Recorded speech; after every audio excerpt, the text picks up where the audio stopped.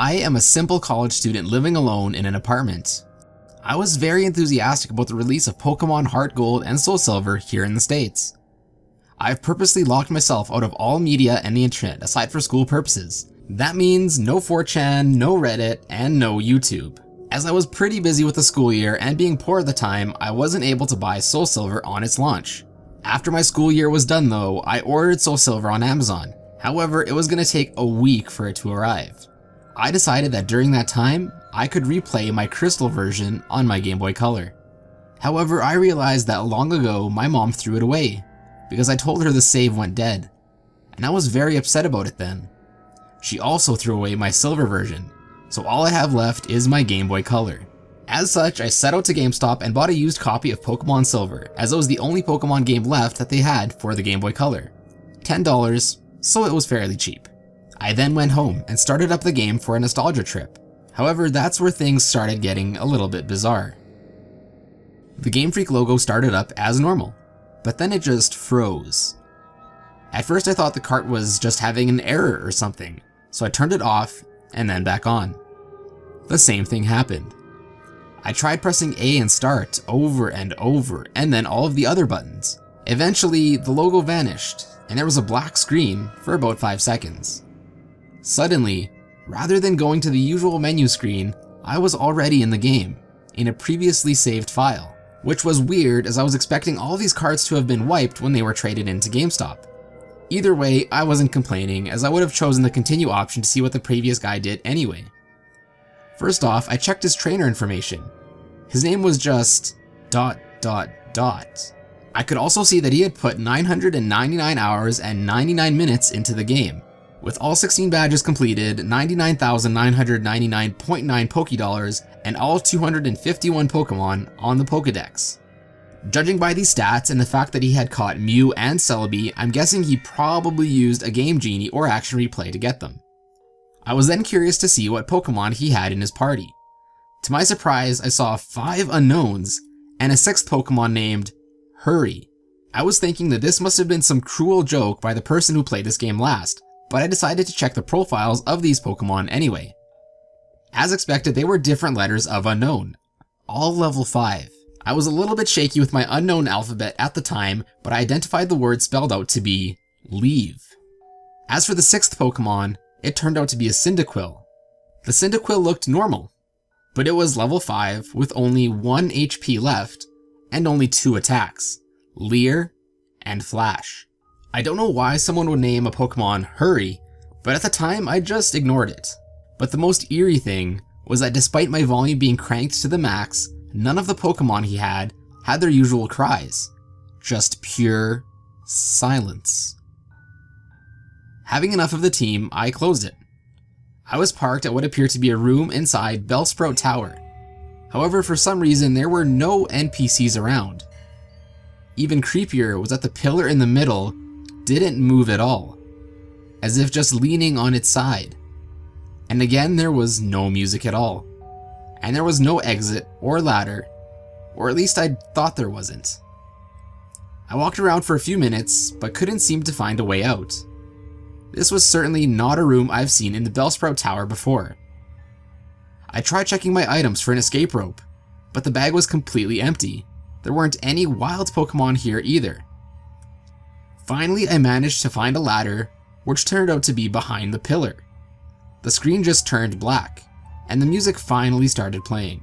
I had a sudden chill crawl down my back as I recognized that melody I heard to be the theme you hear when you listen to the radio at the Alph Ruins, where you find the unknowns in the game. I then realized that it wasn't a loading transition, but rather I was in a dark room and would need to use flash in order to see. But before I took care of that, I immediately checked my Pokegear to change the radio to something more pleasant. But it turns out that there was no radio card, or even a phone or time cards. There was only a map card in which the player was just walking in the midst of a sea of black. I recalled that Cyndaquil had flash, so I turned off my Pokegear and made Cyndaquil use flash. The room just lit up, and then I soon regretted it. What I saw was a chilling blood-red room with a linear gray path heading south. The ladder that I had just used was no longer there. I had no choice but to head south. The screen got darker every 20 steps I took, until finally I made it to the end. At the end, there was a big sign. I read the sign, which said, "Turn back now." Suddenly, I was asked to answer yes or no. I chose yes, as I didn't really know what it was asking. Suddenly it said, "Hurry has fainted," which was odd since I recall that there was no status conditions like poison on him, and I clearly wasn't in a battle. I checked my Pokemon quickly, and suddenly, the Cyndaquil was no longer in my party. In fact, none of the original Pokemon were there, but they were instead replaced with level 10 unknowns. And I did the same thing I did before. I wanted to see if they spelled anything. This time, the unknown spelled out, "He died." Either way, after that creepy change, the room was still lit to reveal myself in a very small room that appeared to be only 4 squares big. Outside the small room, there appeared to be a bunch of graves similar to the ones seen in Pokemon Red and Blue. I walked around that small room and pressed A, but nothing happened. At this point, I've already concluded that this was a hacked game and some sadistic pleb sold it to GameStop. However, my curiosity kept me going. I checked the trainer profile again. This time, the sprite of the player was missing his arms. He also appeared to seem less smug than he normally does, but this time, he was sad and looked empty in a way that I don't know how to describe. It also said that he had 24 badges, which was clearly impossible. Then, after a few minutes of aimless wandering, my character suddenly started spinning like he used an escape rope. But instead of flying up though, the character spun downward instead, as if he was sinking. After finally landing, the overworld sprite of the character was now differently colored. Instead of the usual red color, he now appeared completely white, including his skin. I decided to check the character profile again, and now it appeared white just like the overworld sprite. But this time, he also lost his legs, and he appeared to have blood coming out of his eyes. It also said that he has 32 badges. This now started to disturb me, as this change of number seemed to represent something more important. I also checked the Pokemon one more time, this time containing 5 unknowns and 1 level 100 Celebi, without a nickname. This time, all level 15, the unknown spelt out, "Dying." I then checked Celebi's profile. It was a shiny Celebi, except there's only half of the sprite. 1 leg, 1 arm, and 1 eye. It also only had 1 attack, Perish Song. The area I was in itself was again the Sprout Tower, with the immobile pillar as before, except everything was now red. I then kept walking north for what felt like forever. Eventually I finally encountered some NPCs. They were all lined up to the side, just facing the long slantish pillar in the middle. These NPCs were also all completely white, and nothing really happened when I tried to speak to them. I kept on walking north until eventually the pillar finally appeared chopped off, with a transparent red in that spot.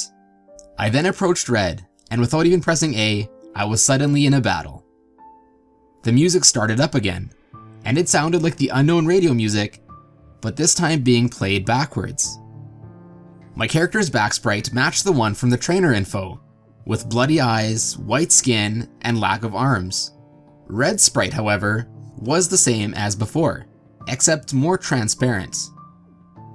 The text simply said, "Blank wants to battle," as if he had no name. And both of us only had 1 Pokemon each, which is weird as I swore I just counted 5 plus the Celebi. My shiny Celebi came out, conveniently with half a sprite for the back sprite too. Red had sent out a seemingly normal male Pikachu, except his was level 255 and his sprite seemed sad, and it looked like he had tears in his eyes. Rather than the usual fight, item, Pokemon, and run menu, I was only given the option to use attacks. Since Celebi only had the one, I chose it. Naturally, since Pikachu was level 255, he went first. Pikachu used Curse, lowering his speed and increasing his other stats. I'm not even sure if Pikachu can learn Curse. Celebi used Perish Song. In 3 turns, both Pokemon get knocked out. Not like I had a choice. At this point, it didn't even go back to the fight menu, as the battle just continued pretty much without my input. It was also weird to note that there were no animations for either Pokemon for some reason. Pikachu used Frustration, which did a lot of damage, knocking Celebi down to less than 10 HP. Celebi used Pain Split, which surprised me as Celebi didn't even have that attack in the first place. Now Celebi and Pikachu have about 150 health points each. Pikachu used Mean Look. Not like it did anything. As expected, due to the effects of Perish Song, my Celebi had fainted. Except in the text, it said, Celebi had died. And instead of the ordinary drop-off screen animation, the Celebi back sprite just vanished. For some reason, the Pikachu was still up, even with Perish Song being used. And it didn't count as a loss. Pikachu used one more different attack beyond the 5 attack limit. Pikachu used Destiny Bond. Then it said, Pikachu has died, with a slow fade out animation.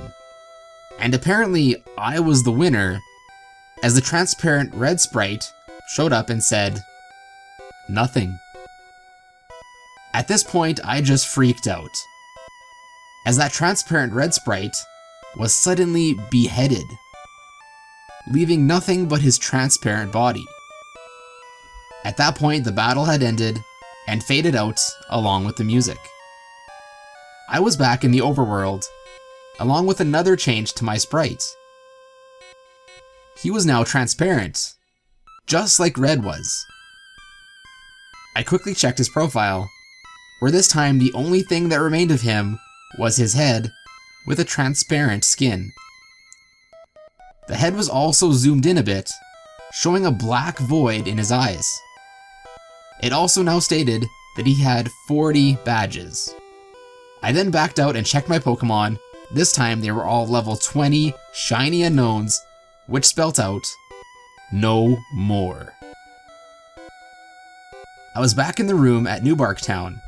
Maybe finally I get to play this game normally. But who was I kidding? I walked around the room and tried to interact with everything. As expected, the radio, computer, and TV did not work, so I had no choice but to go down the stairs. I ended up in the same lower level room of my house. Everything appeared normal, except the character's mom wasn't home. Then after failing to interact with anything in this room, I decided to go outside. To my surprise, the door leading outside at the south didn't work either, so instead I just walked straight through it into a void. I continued moving south to see what was going on. My house had vanished as I kept heading south and south. Eventually I reached a white area, and Gold Sprite turned black and transparent again. I continued south without thinking of stopping at all. I finally encountered something. It was my character's regular sprite. I talked to it. He said, "Goodbye, forever," and vanished. As that happened, it said, question mark, question mark, question mark, used nightmare. My character did another escape rope animation and spun slowly downward, just like before. And again I was back into that small hollowed out room surrounded by graves. Or at least I say I was back there, but there was no sprite anymore. I tried to walk around, but nothing moved, not even the wall bumping noise. I checked my trainer profile with absolutely no sprite left, and it said that I had 0 badges, and all the pictures of the Johto gym leaders at the bottom were replaced with skulls. I checked my Pokemon, which were all level 25 unknowns, and this time, as expected, it spelt out another phrase. This time it spelt, "I'm dead." It was then that I figured out exactly what this room was, when the final text came up saying, RIP. Then, Without any warning, the game automatically shut off.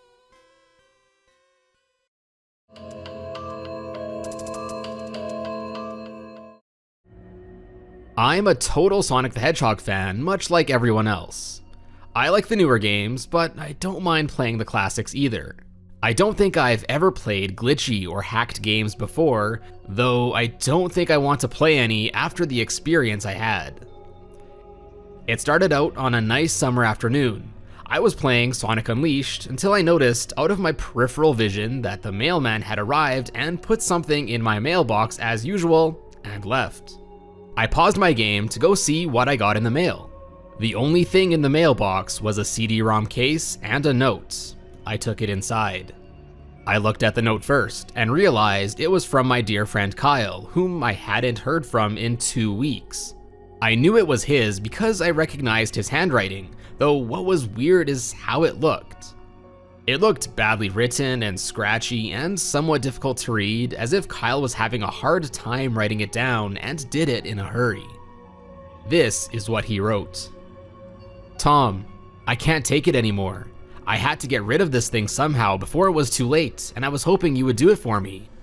I can't do it, he's after me, and if you don't destroy this CD, he'll come after you too. He's too fast for me. Please, Tom, destroy this godforsaken disc before he comes after you too. It's too late for me. Destroy the disc and you'll destroy him, but do it quick, otherwise he'll catch you. Don't even play the game, it's what he wants. Just destroy it. Please." Well, that was certainly weird.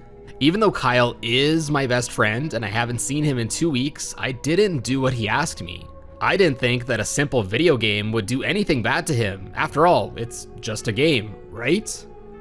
So I decided to look at the disc, and surprise, surprise, it looked like any ordinary computer CDR disc, except it had the words Sonic.exe written on it with black marker, and it was much unlike Kyle's handwriting, meaning that he must have got it from someone else, like a pawn shop or eBay. Seeing Sonic on the disc actually got me really excited, and I wanted to play this game since I'm a huge Sonic fan. So I went up to my room, turned on my computer, put in the disc, and installed the game. When the title screen popped up, I noticed it was the first Sonic the Hedgehog game for the Sega Genesis. Awesome! I've always been a big fan of this classic.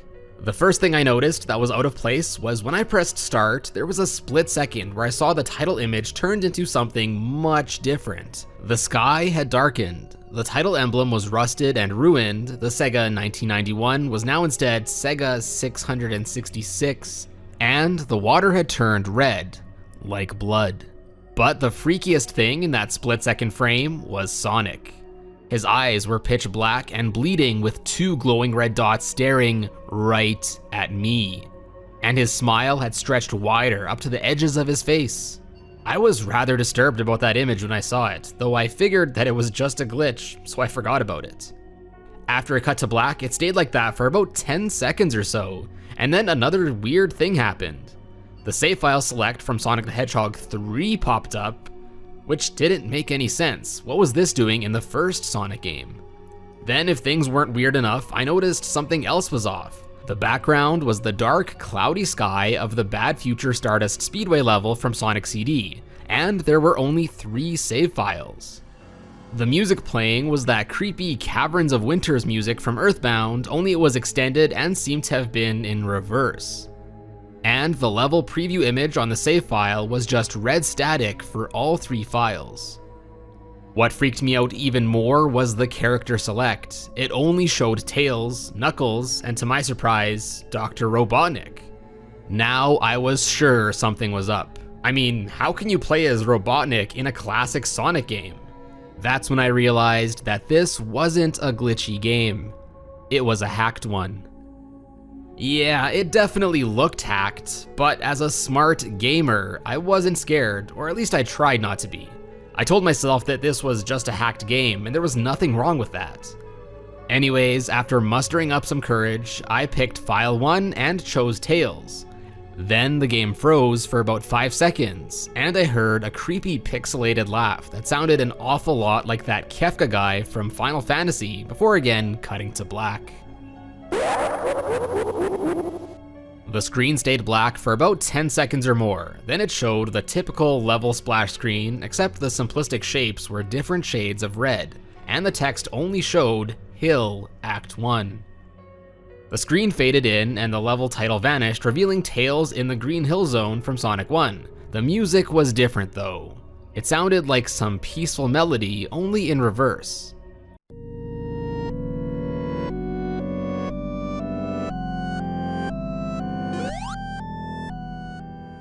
Anyways, I started playing and had Tails run to the right like you would in any of the classic Sonic games.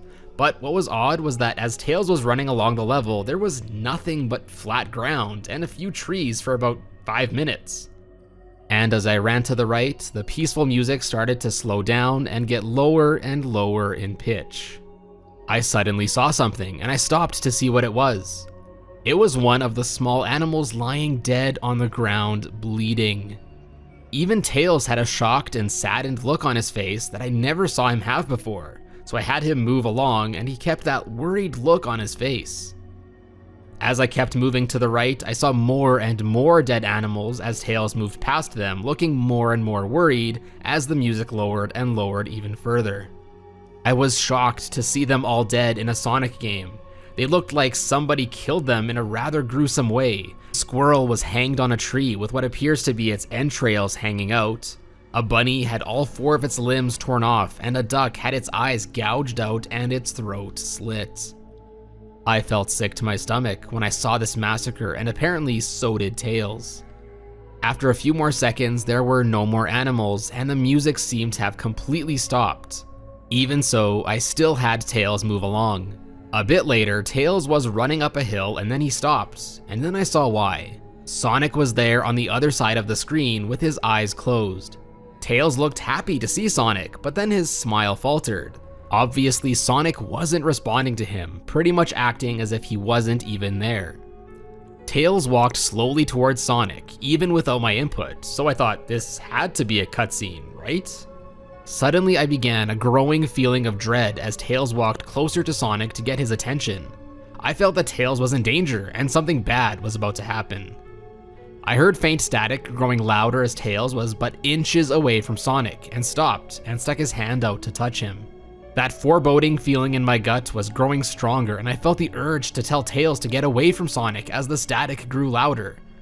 Suddenly, in a split second, I saw Sonic's eyes open and they were black with those red glowing dots just like that title image, though there wasn't a smile. When that happened, the screen turned black and the static sound had stopped. It stayed black for about 7 seconds and then white text appeared forming a message saying, "Hello, do you want to play with me?" At this point, I was pretty creeped out. I didn't want to continue with this game. But my curiosity got the better of me and I was taken to a different level with the level title now saying, Hide and Seek. This time I was in the Angel Island level from Sonic 3 and it looked like everything was on fire.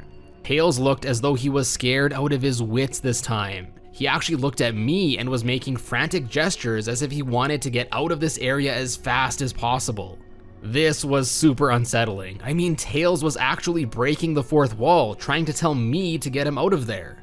So I pressed down on the right arrow key as hard as I could and made him run as fast as possible. All while a pixelated version of that theme when you meet Sonic at the Ark as Robotnik from Sonic Adventure 2 was playing in the background. I was trying to help Tails escape from whatever he was trying to run from. Suddenly, I heard that creepy laugh again. That awful Kefka laugh. Suddenly, I started seeing flashes of Sonic popping up everywhere on the screen, again with those black and red eyes. The music had also changed to the signature suspenseful drowning jingle as I saw Sonic behind Tails slowly gaining on him. Sonic wasn't running, he was flying.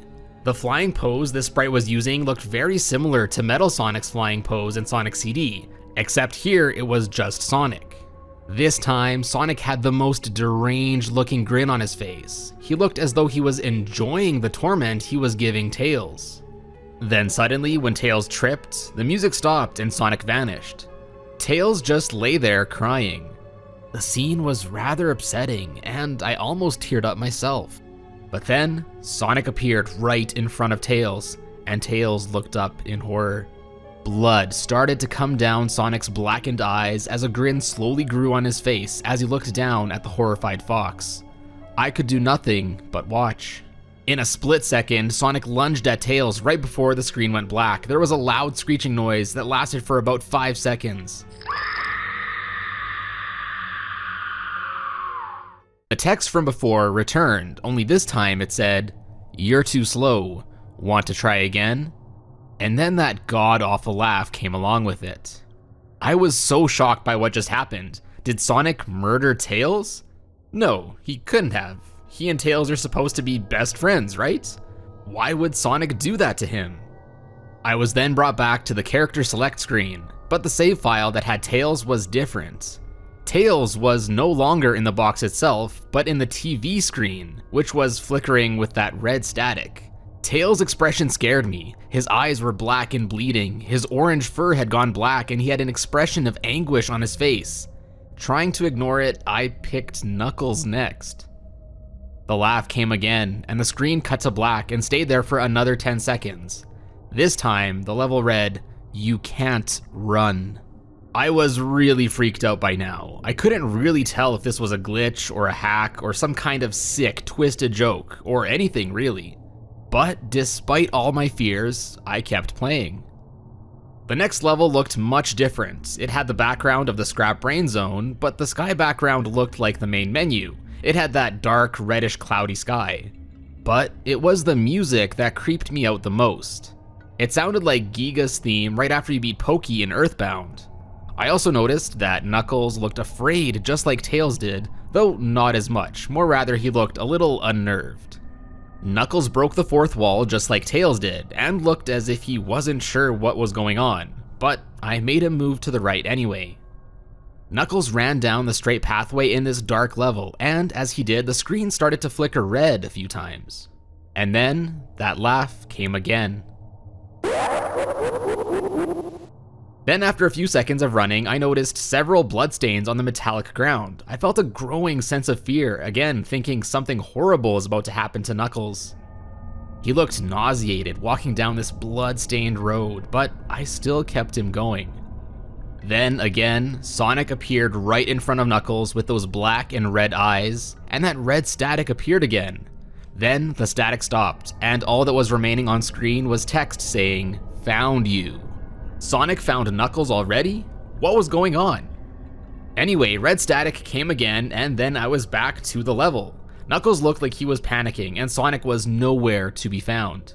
And this time, that high-pitched squealing from the final boss in Silent Hill 1 was playing.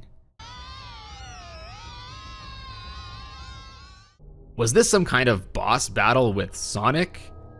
Then Sonic appeared out of nowhere right behind Knuckles in what appeared to be pixelated black smoke. I made Knuckles turn and then punch Sonic, but Sonic vanished in pixelated smoke.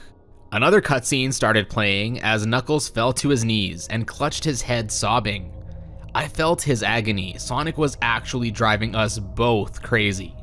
And then in a split second, Sonic lunged at Knuckles and the screen again went black with another distorted screeching sound that lasted for at least 3 seconds. Another text message appeared. "So many souls to play with, so little time. Would you agree?" What is going on? I began thinking that Sonic was actually trying to talk to me through the game. I was then brought back again to the main menu, and this time the second file box had Knuckles in the TV screen. His red fur had darkened to a reddish gray, his hair was dripping with blood, and his eyes were black and bleeding too. And he had that look of sadness on his face. I began to think that those might be the actual characters trapped in those TV screens, but I couldn't believe it. I didn't want to believe it. This was way too much, so I shut off the game and took a break. I took a nap, but I wish I hadn't, because I then began having the most disturbing nightmare. Everything around me was dark, though I was under the light given off by a lamp that hung high above my head. I could hear the cries of Knuckles and Tails nearby. They were saying stuff like, "Help us, why did you give us to him?" and "Run away before he gets you too." Their cries died out as I then heard Sonic laugh. His laugh, it sounded a lot like that distorted Kefka laugh. "You're a lot of fun to play with, kid, just like your friend Kyle, though he didn't last long." I was scared and looking around for the source of the voice. "Won't be long now until you join him and all my other friends." I saw him walking toward me, flickering in and out in several directions. "You can't run, kid, you're in my world now, just like the others." Then, as Sonic grabbed me, I saw his bleeding black and red eyes, grinning face. And then I woke up. After a couple of hours, I decided to continue playing the game. I don't know why, but I had to know. I had to figure out why this was happening. So I booted up my computer, loaded the game, and selected Robotnik next. I still thought that was wacky, playing as Robotnik. But anyway, the level title appeared again, and this time it just had 3 dots, which I found really freaky. This time, I was in some kind of hallway. Didn't really look like it was from any of the classic Sonic games. The floor was shiny and checkered, the walls were a dark grayish purple with animated candles, and a few dark bloodstains here and there. The music this time was oddly pleasant. Piano playing a rather sad yet peaceful song, but I knew better. This was the song that played in Hill Act 1, only this time it wasn't in reverse.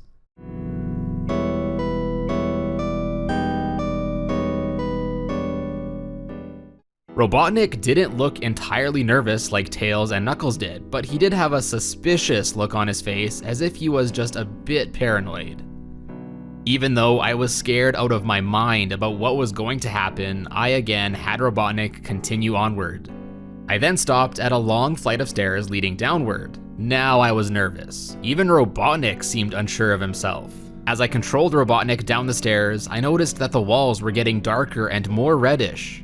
The red torches were now an eerie blue. Then we landed onto another hallway. This one was longer than the last one, or at least it felt like it. And then we headed down another flight of stairs. This one was much longer. And then I heard that horrid Kefka laugh again, and the music slowly faded until it was quiet. As it did, the walls turned more dark red and the torches were now a black flame. When Robotnik landed onto the third hallway, I noticed he now looked really creeped out, though he tried to hide it. I couldn't blame him. I was scared too. Suddenly, Sonic popped up right in front of Robotnik in the same manner as Knuckles, and then red static. The red static lasted for about 15 seconds, and then it showed me the most unpleasant image. It was a hyper-realistic image of Sonic standing in the darkness, where you can only see his face, while his head and torso faded into the darkness. And when I say hyper-realistic, I mean he looked so real that it looked like if you touched the screen, you could feel his fur. His eyes were wide and black, and once again he was crying blood. And there were 2 small glowing red dots in those black eyes staring right at me. His grin was wide and demonic. It literally stretched to the sides of his face like a Cheshire cat, except Sonic had fangs, very sharp fangs. And from the looks of it, he had stains of blood and small bits of flesh on his lips and fangs as if he ate some animal. I felt like he was actually looking at me, smiling at me. That face was now etched into my brain for good. Then the screen flickered with red static again 3 times. And on the 3rd time, I heard the Kefka laugh, except this time it sounded distorted, demonic even. It went back to the image again, except this time there was the text, though it was messed up. But it was pretty much one of the most horrifying things I looked at since I had this game. I am God. It was when I read that message while looking at Sonic when it hit me. I realized right then and there. This Sonic was a monster. A pure evil, sadistic, all-powerful, nightmarish, demented monster. And all of his victims, including Tails, Knuckles, Robotnik, and possibly Kyle, are just his little toys. And this game is the very gateway into his chaotic, nightmarish world and the very hell his victims are trapped in. Then it stopped, and nothing remained but a black screen. As I sat there staring at the black screen, one last text came up. "Ready for round 2, Tom?" The Kefka laugh, now sounding more clear as if Sonic was right behind me, played again 3 times as I looked at that text in shock and confusion. Then, believe it or not, something even weirder happened. The computer shut itself off. I couldn't turn it back on, no matter what I did. So I just sat there, horrified by what just happened. Sonic is the very embodiment of evil. He tortures people who play his games in more ways than one. And then when he gets bored, he drags you into the game. Literally drags you to hell, where he can play with you always as his toy. I can't get the game out of my computer. I'm pretty sure it's stuck there. But at least I managed to turn my computer back on now. After I sat there, I heard a voice right behind me, like a whisper. Try to keep this interesting for me, Tom. I turned around to see where the voice came from, and what I saw made me scream. Sitting on my bed, staring right at me, was a Sonic plushie, creepily smiling with bloodstains under its eyes.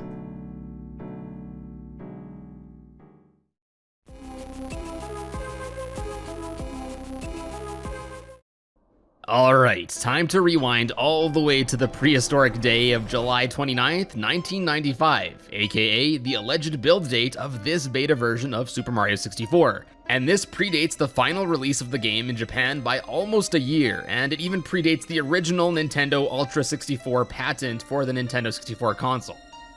Anyways, the heart of this mystery revolves around the nature of this beta version of the game. It's described as being formed as a very experimental technology that would allow Super Mario 64 to personalize itself to the player that plays the game. Now, what does this all mean? Well, in the layman terms that I understand it, basically the game apparently has some sort of technology that allows it to generate levels, characters, items, etc. to match what the player would want, and this is apparently why many players claim to have a different, unique experience playing Super Mario 64. And this is also why some claim that playing someone else's copy of the game or a totally legally online obtained ROM feels different, off to them in a way. Be it characters seen in different areas, not remembering getting a certain star, or even completely different courses, some have claimed to really have completely different experiences. Some of these differences are also thought to be the many bits of content that is deemed as unused, such as Blarg, the Ghoul Medal, and even playing as Luigi.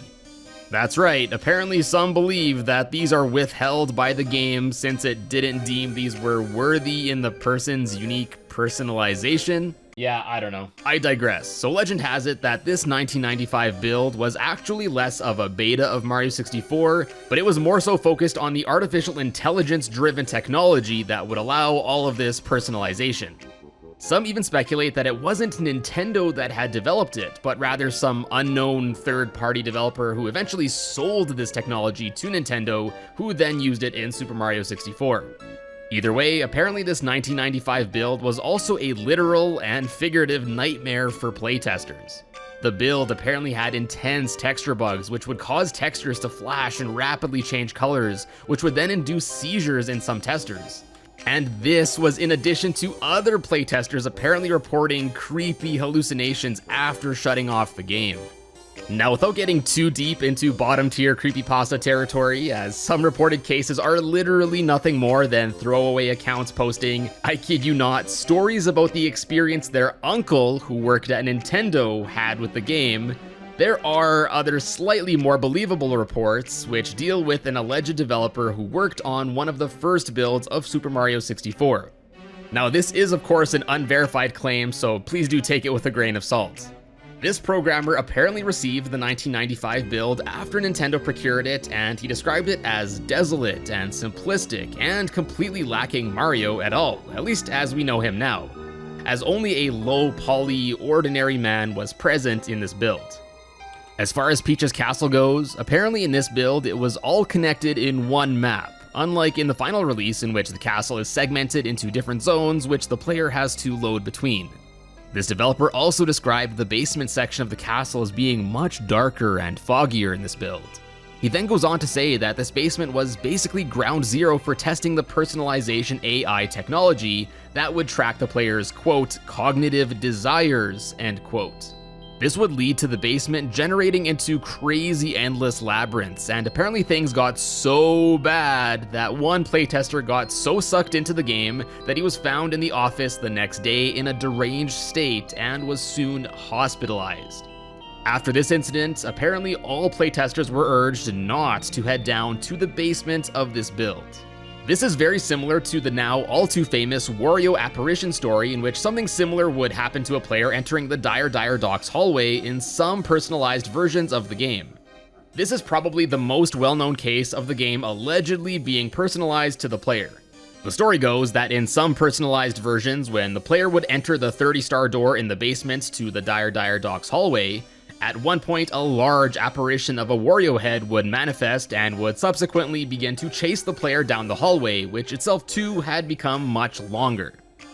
Outside of just killing Mario once the Wario apparition reached him, apparently this apparition could cause effects outside of the game, like even resulting in some players having stroke-like symptoms. What? Oh, and I'm just seeing this as I'm editing this video, but apparently the account that shared the report of their uncle working at Nintendo has followed up, and has included an apparent reply from his uncle as well as several attached documents.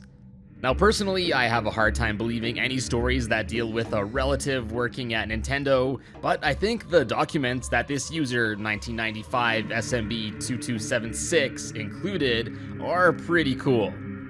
Now these are 3 test sessions dated between August 2nd and August 6th, 1995, just a few days after the alleged build date of this beta. Long story short, these accounts follow what this tester found during his playthroughs, starting with audio and visual oddities, then to seeing characters and stages that didn't seem to exist in the game, and finally culminating with a short 20-minute playtest in which confidential images were found and the tester was forced to stop and the test copy was seized. For those that want to read up more about this case, I'll have it linked for you down in the description. Now obviously, although these stories do seem pretty far-fetched to say the least, some theories, like suggesting that there really are some beta builds of the game which feature Wario as some sort of boss or something, are a bit more grounded in reality. I talk about this a bit more in my video where I cover some more Super Mario 64 myths under the iceberg, go check it out. But in short, some believe that the idea of using Wario's head at Nintendo's E3 1996 booth, in which his floating head goes, "You want fun? Wario show you fun!" Also in the Dire Docks hallway no less, is a reference to the plans to once have Wario really appear there in the actual game. But right now as it stands, proof for personalization, AI, mind-reading technology, and scrapped Wario boss fights is scarce to say the least. Now I don't consider myself super skeptical, but I don't know, I think I gotta draw a line somewhere between AI, mind-reading, game-generating technology, and believing we'll get Waluigi in Smash someday. So yeah, personally, although I do think there may be some early builds of Super Mario 64 out there that haven't been discovered yet with, who knows, maybe some crazy scrapped levels, enemies, and boss fights, I do think that many of these personalization reportings and stories all just stem from the imagination of players when they were younger, in a sort of Mandela effect way. Like, some may swear that they played as Luigi in Super Mario 64, but this is extremely likely not the case unless you're playing a mod or something. My buddy SwankyBox actually also made a video covering this mystery, in which he suggests that maybe the perceived differences were the result of renting a cartridge that had been tampered with by cartridge tilting or other methods, which would result in an unassuming player that rented the game truly having a different, unintended experience with the game. In any case, I always talk about how these Super Mario 64 rumors were a byproduct of spreading via word of mouth across playgrounds and schools in the past few decades, and not being able to fact check them since the internet wasn't as accessible back then. And this is what really fascinates me about all these Super Mario 64 rumors that have only recently gotten the spotlight. Despite access to knowledge being almost unrestricted in this day and age, these rumors, although can be fact-checked, still catch wind, grow in popularity, and are believed by more and more people each day. It truly fascinates me, and it's certainly not something I came to expect to re-emerge this decade, but I guess that's just the nature of Super Mario 64, a game shrouded in mysteries that have been captivating fans for over 20 years.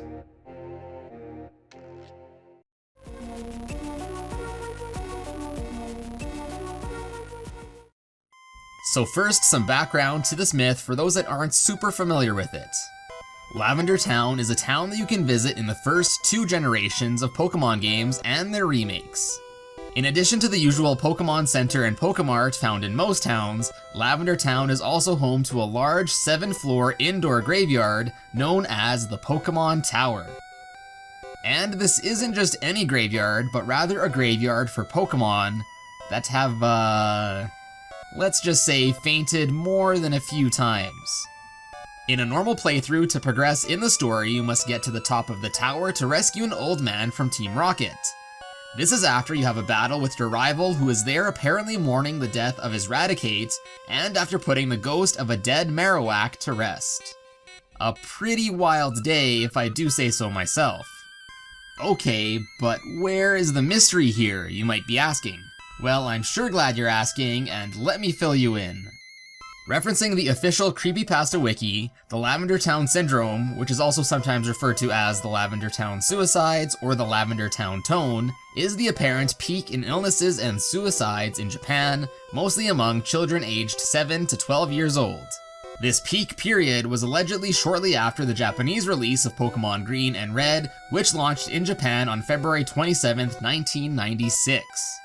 It is said that this string of suicides and illness had mostly occurred to children playing the Pokémon games shortly after they had reached the Lavender Town section in the game.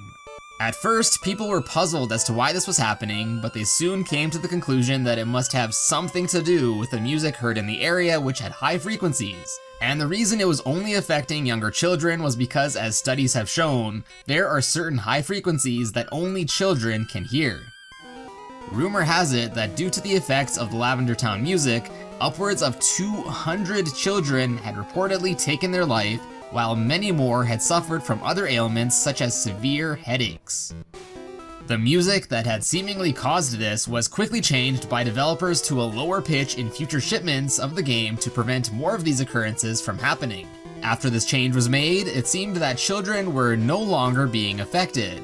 Then, Nintendo and Game Freak tried their best to limit publicity of what had occurred. The mystery of the Lavender Town Syndrome doesn't stop there either. Several years later, in 2010, some fans interested in the mystery were curious to see what would happen if they put the song through some software to produce a spectrogram for it.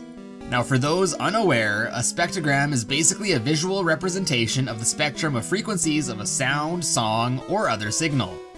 On this channel, we've already seen spectrograms analyzed in Doki Doki Literature Club as well as Cuphead to uncover some hidden secrets.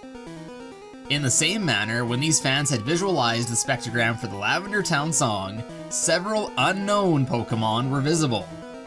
These unknowns were L, E, A, V, E, N, O, W.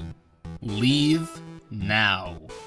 What made this part even creepier, or less believable depending on how you look at it, is that the unknown Pokémon weren't introduced until the 2nd generation of Pokémon games.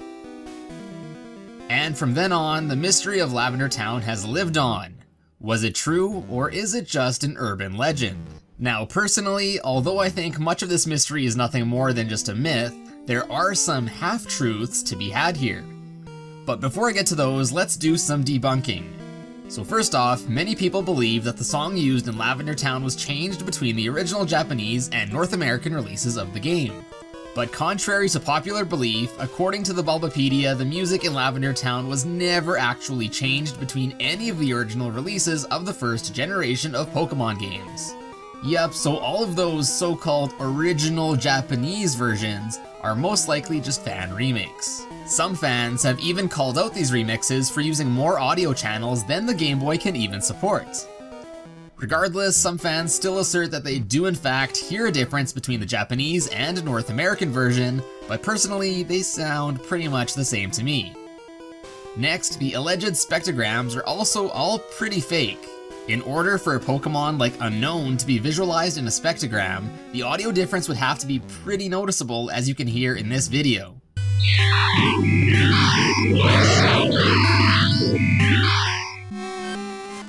Nothing this out of place is heard in the original songs, and if there was anything this out of place, I don't think it would have taken fans over 10 years to try and visualize it in a spectrogram. Lastly, if this was true, although it would be hard to know the extent of how many carts have been shipped with the song that would induce this suicide, if this story was in fact true, there would have been a mass recall of the games, and it would have been really hard to cover up something that big. I'm pretty sure if hundreds of kids were found to be taking their lives in a localized area just out of the blue, it would certainly be publicized pretty quickly. Okay, so those were the reasons why I think this myth is nothing more than a legend, but what truth is there behind this mystery?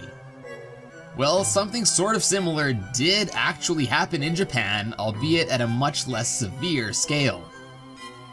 On December 16th, 1997, the Pokémon anime episode Denno Senshi Porygon, translated to Cyber Soldier Porygon, was aired in Japan. In this episode, Ash, Misty, and Brock virtually go inside a malfunctioning Pokeball transmitting device to try and repair it.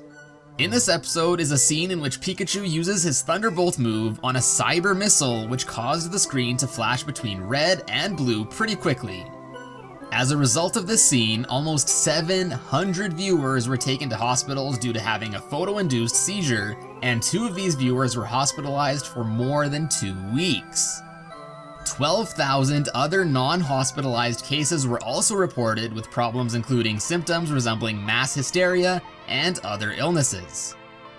Due to this occurrence, the Pokémon anime went on a 4-month hiatus in Japan, and this episode was never broadcast again, even outside of Japan. This event has come to be known in Japan as Pokémon Shock. Interestingly, there was an article printed in USA Today that assured Americans that American children aren't likely to suffer seizures provoked by TV cartoons because American networks don't air the graphic Japanese cartoons known as anime.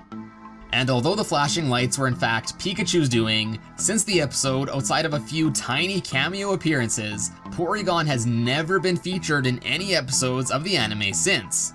Similarly to how we haven't seen any Kadabra Pokemon trading cards since like 2003. As you can see, the Pokémon Shock has a lot of parallels with the myth of the Lavender Town Syndrome, and I'm sure the myth has taken big inspirations from this event. The next question that the Lavender Town mystery poses is it possible for a person to be driven to suicidal tendencies just from hearing certain sounds? This really reminds me of the Polybius mystery, in which illnesses were also allegedly caused by that arcade machine. The extent of the effects of subliminal messaging, both visual and auditory, and whether or not it could actually induce psychosis or illness is still a point of debate. The one prime real-life documented example of attempted mind control of this nature is Project MK Ultra. This was a documented CIA experiment in which the mental states of some patients were manipulated with the use of drugs, sensory deprivation, as well as audio and visual catalysts. Although the results of these CIA experiments are still shrouded in mystery, I strongly doubt that a few high-pitched sounds coming from a Game Boy could affect someone severely enough to make them take their own life.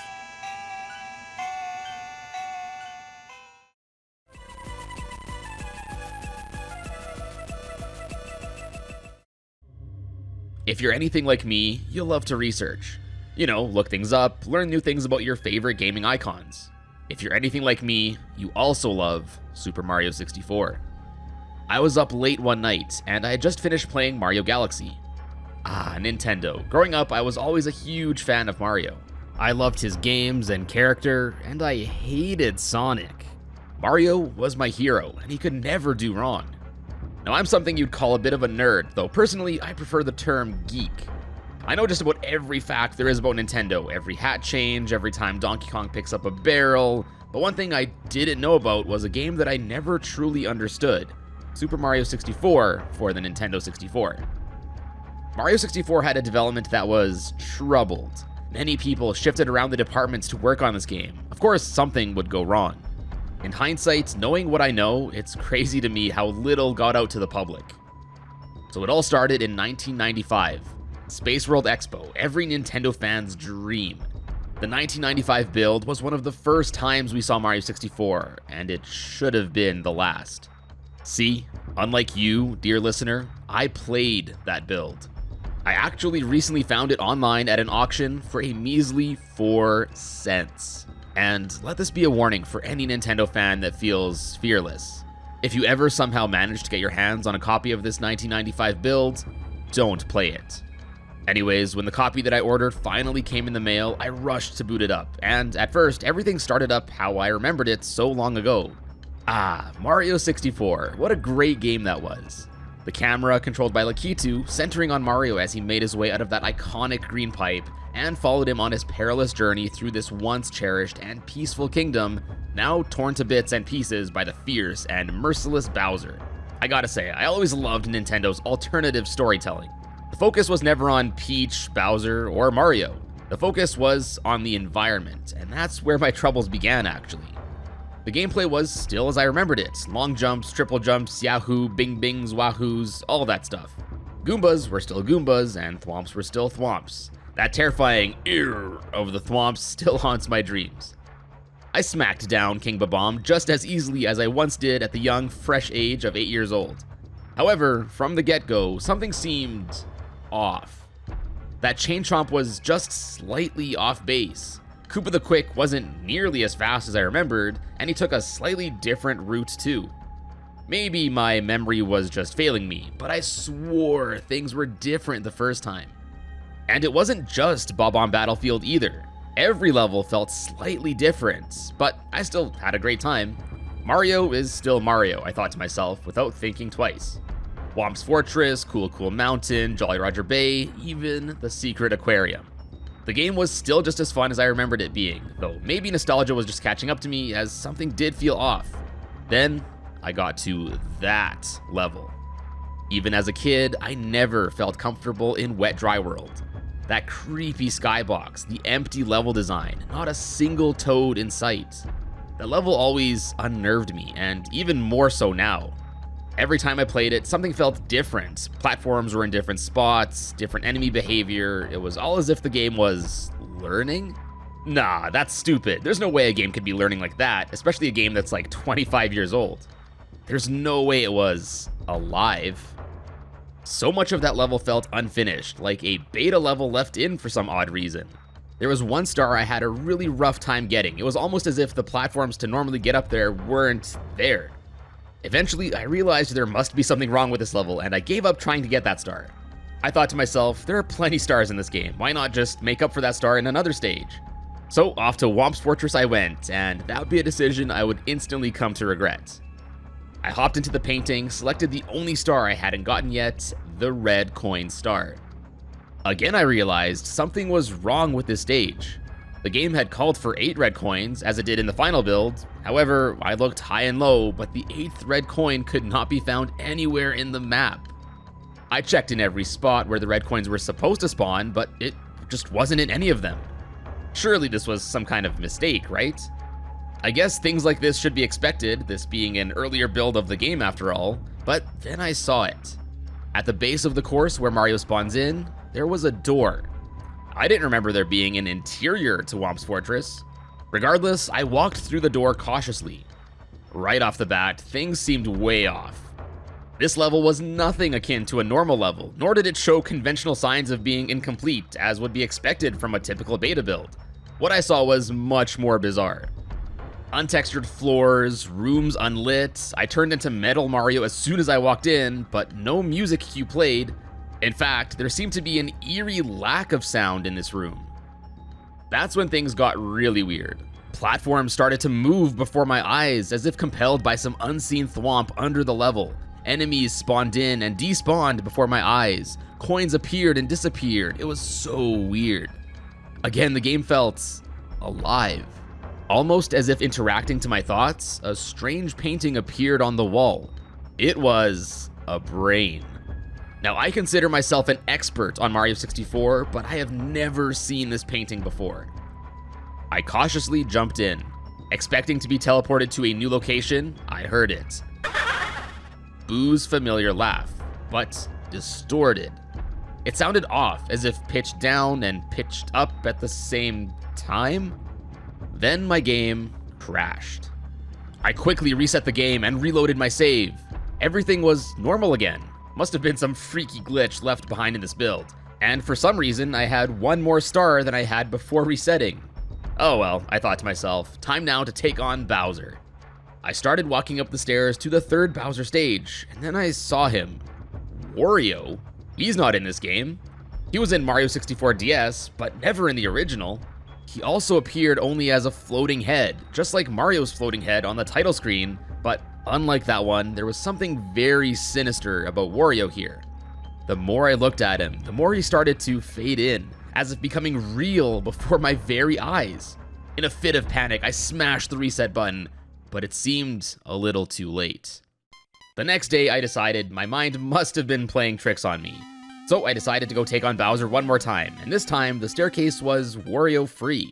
It was time to kill Bowser once and for all. So I played through that epic final stage, jammed out to Bowser's killer theme, then finally threw him off the stage. And yeah, I missed the bomb, so I was expecting Bowser to jump right back. Except this time, he didn't. Boo's familiar laugh played once again, but this time a text box actually appeared. 1995-07-29. Thank you for playing, Nathan. The first few lines read. Nathan? How did it know my name? This was already freaky, but I pressed A diligently. Every copy of Mario 64 is personalized.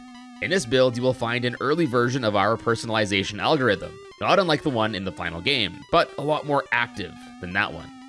My name is not important. All you must know is I am a developer of this warped, twisted game. I have been trapped in this build for longer than you have been alive, and I feel that you may be next. You have already seen Wario. Your time is limited, friend. If you are still alive, do not distribute this build. Do not write about it. Do not share it online. Mario 64 is my biggest regret. Do not let it be yours. The text box closed, and the game faded to black. A faint W plastered on the screen, just barely visible, was all that remained. I quickly shut off the console, and ignoring the warnings that were just given to me, I started writing this story the next day. I have been seeing him in my dreams, Wario. He haunts me every waking moment. As the text box said, I don't have much time left. I leave you, dear listener, with one final warning. Don't play the 1995 build of Super Mario 64.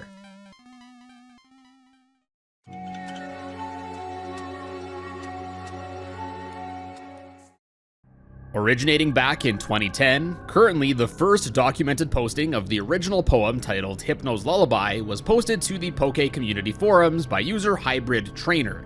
However, they mentioned that the poem had been seen circulating around the internet for months prior to this posting.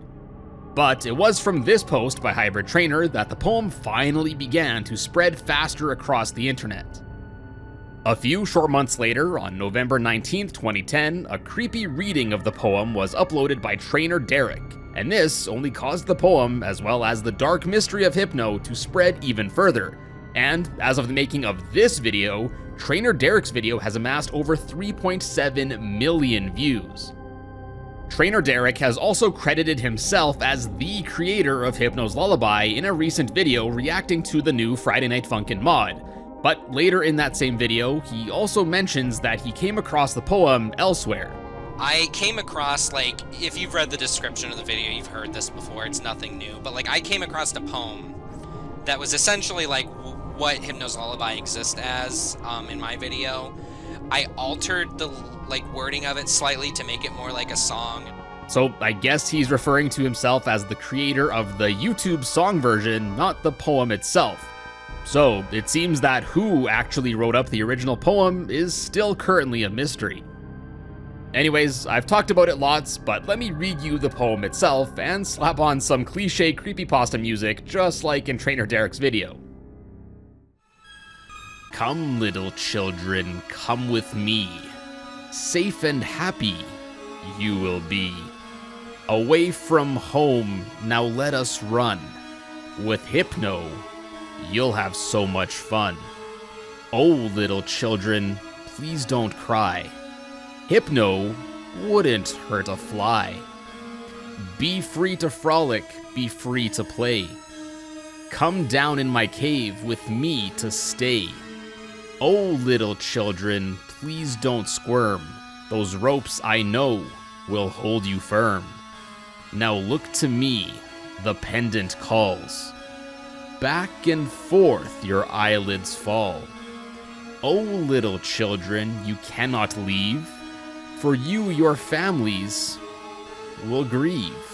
Minds unraveling at the seams, allowing me to haunt their dreams. Do not wail and do not weep. It's time for you to go to sleep. Little children, you weren't clever. Now you shall stay with me forever. Now, of course, this poem wasn't just inspired by nothing. Although most Pokemon have a normal Pokédex entry, there are of course some that have more unsettling ones.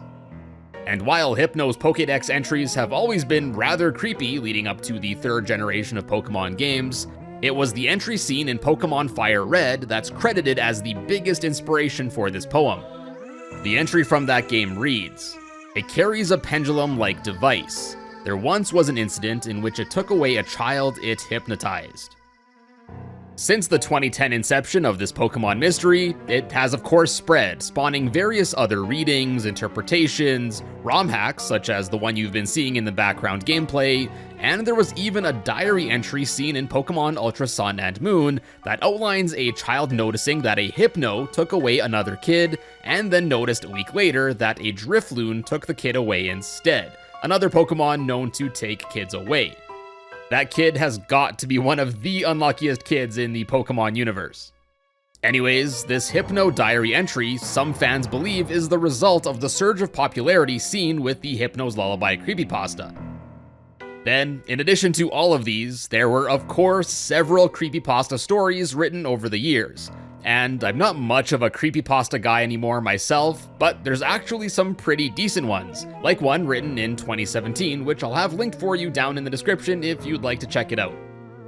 And then, fast forwarding to 2021, BandBuds and a team of developers made a Friday Night Funkin' mod featuring not only Hypno's Lullaby, but also other creepy Pokemon tales like Missing No, and of course, Lost Silver, which like I mentioned has thankfully funneled some new viewers to my channel, and that's where we are today. Hypno's Lullaby started as a creepy poem and has since become one of the most well-known creepy Pokemon tales. Hypno's unsettling design, coupled with a few creepy Pokédex entries, really set the stage for this creepypasta to take off like it did. And with the new Friday Night Funkin' mod, now more people than ever know about the story of the Pokemon that feasts on the dreams of its prey.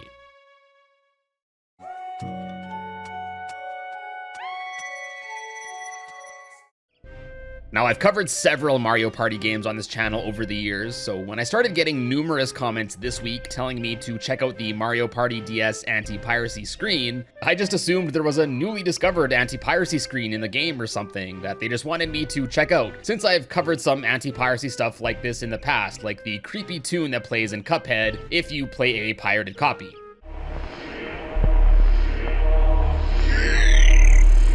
Well, it appears this was a bit more than just a regular anti-piracy measure. Uploaded first on October 13th, 2020 by an unassuming Roblox avatar-clad Joey Perleone was a video titled Mario Party DS Anti-Piracy Screen. The video starts off just like any other run-of-the-mill random bit of gameplay that gets uploaded to YouTube daily. Streaming at a maximum of a hefty 240p, we start to see gameplay of 2007's Mario Party DS, specifically the minigame Cherry Go Round. The minigame starts up as usual, but then soon after, it appears to crash, and two error messages pop up on the bottom screen. The first one, while only visible for a split second, explains that an exception error has occurred, and it instructs the player to turn off the power, and no, not turn it back on, but rather destroy the game card. Then, right after this, the second message appears. Software piracy detected. You are in possession of an illicit copy of this title. Please turn off the power immediately. The screen then goes dark for a moment before another screen pops up. Piracy is no party is written in big red letters on the top screen, as the smaller text then instructs the player that pirating games is a serious crime, and to report the stolen software immediately as a background featuring Nintendo and Hudson Soft logos moves in the backdrop.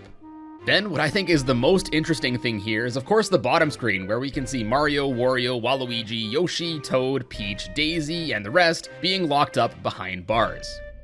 But although this image may seem pretty creepy, and some have even thought that it's unique to this screen, it actually does appear in the intro of this game. Also, the entire time on the screen, a pretty ominous music track plays in the background.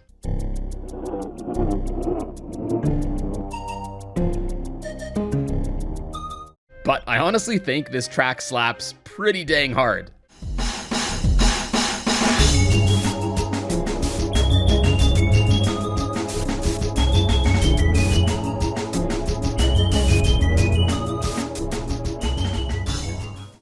Anyways, if the intention of this screen was to scare younger players out of pirating games, I'm sure it would work.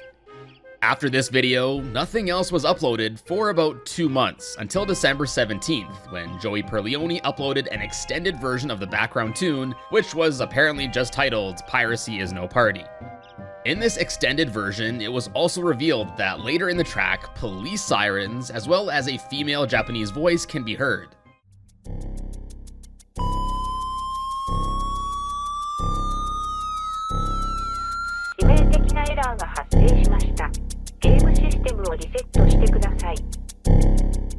Apparently, what she says can be translated to something along the lines of, "Software piracy is a serious crime. Please turn off the system."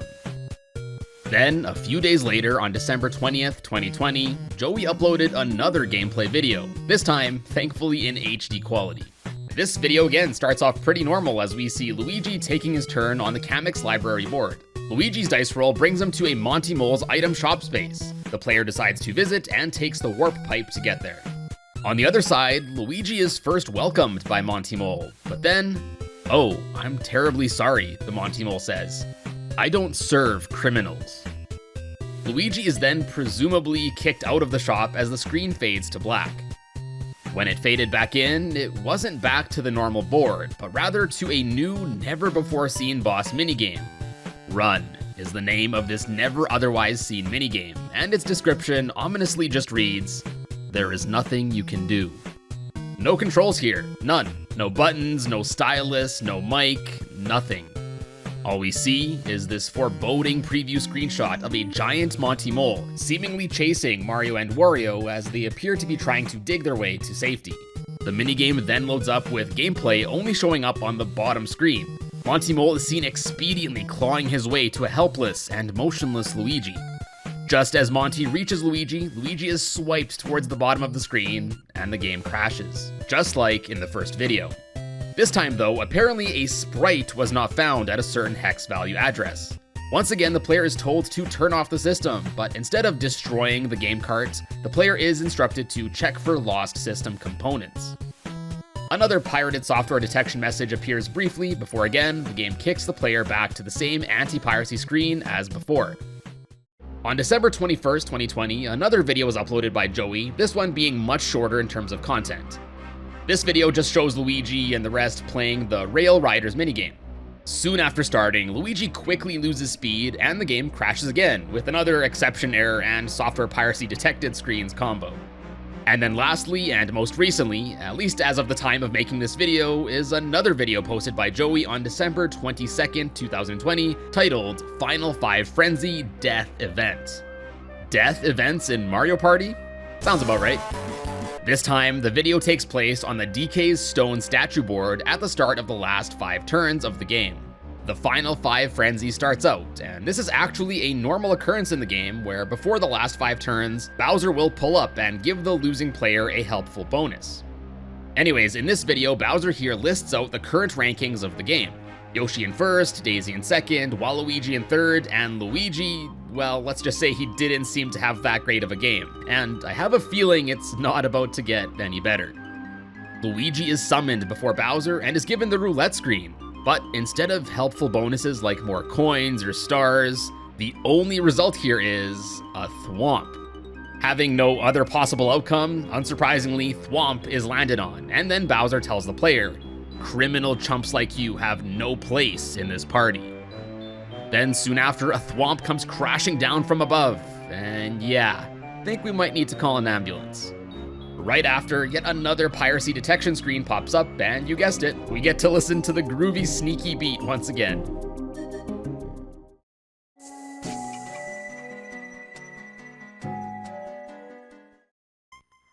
Alright, so the basis of this creepypasta, or theory, if you're of the ilk that truly believes in it, is that initially in the Pokemon Tower section of the Gen 1 games, where you have to go in order to obtain the Pokeflute needed to progress in the game, before battling the ghost of a Marowak, you would fight a more human-like entity instead, simply known as the Buried Alive model.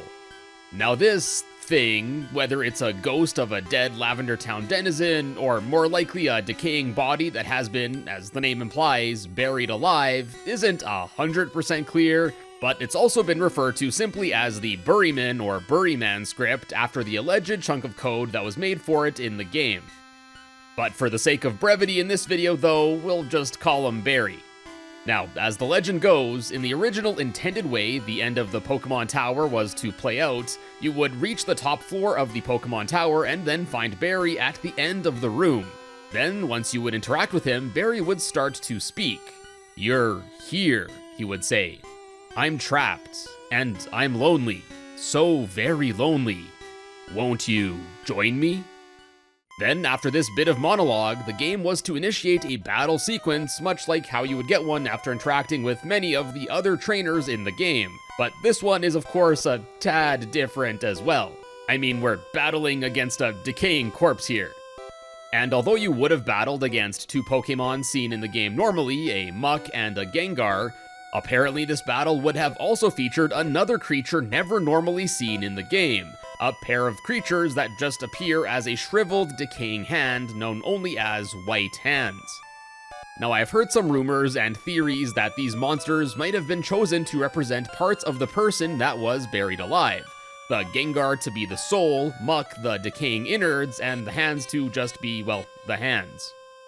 Now, surprisingly, or unsurprisingly if you've read your fair share of creepy spaghettis, this battle was apparently never meant to be beaten, as there wasn't ever any coding finished for a routine if the player had won against Barry. And instead, apparently, if somehow the player were to win the battle, the game would simply just freeze up.